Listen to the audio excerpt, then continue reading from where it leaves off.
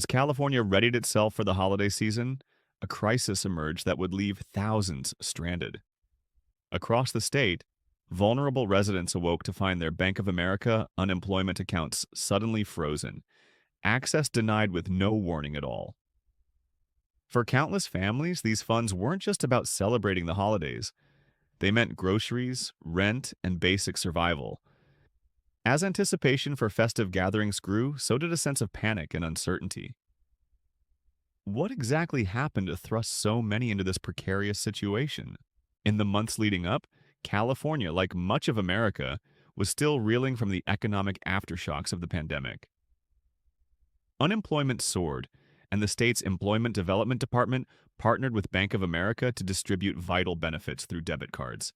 This system, designed for efficiency, quickly became the only lifeline for families thrust into financial insecurity, their hopes pinning on every direct deposit. But as the holidays approached, Bank of America initiated sweeping account freezes. Officially, the goal was to combat fraud, a real and rising threat as criminal networks targeted unemployment systems across the nation. Yet, in their broad effort to weed out bad actors, the safety net for thousands of innocent Californians unraveled in an instant, leaving the legitimate recipients suddenly cut off from resources. The impact on families already struggling was immediate and devastating. Parents faced anxious children. Single-earner households suddenly couldn't pay bills or buy food. The holidays, which once promised a brief escape from hardship, now held only uncertainty. Community celebrations continued, but for many, the joy was darkened by worry. A season transformed by crisis, right when hope was needed most. Desperation grew as calls to Bank of America's helplines surged. Many waited on hold for hours, hoping for answers. The verification process, meant to separate true claims from fraud, often led to an endless cycle of paperwork and frustration. State systems buckled under the pressure, leaving recipients feeling abandoned by the very safety nets that were supposed to carry them through the crisis. Advocates and community leaders quickly called for urgent steps. Many decried the harsh, one-size-fits-all solution that punished the innocent along with the guilty. For the hardest hit, this freeze wasn't just an inconvenience. It was a true existential threat. Eviction notices appeared, pantries emptied, and holiday hopes quietly faded.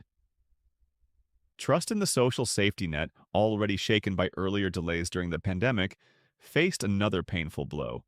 Behind closed doors, regulators and officials scrambled to respond.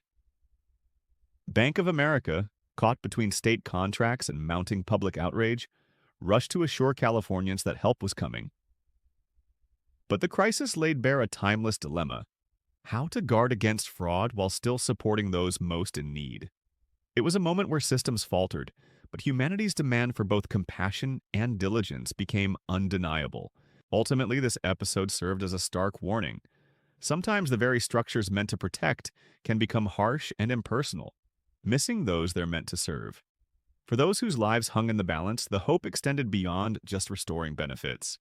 It was for a future where empathy and efficiency worked in unison.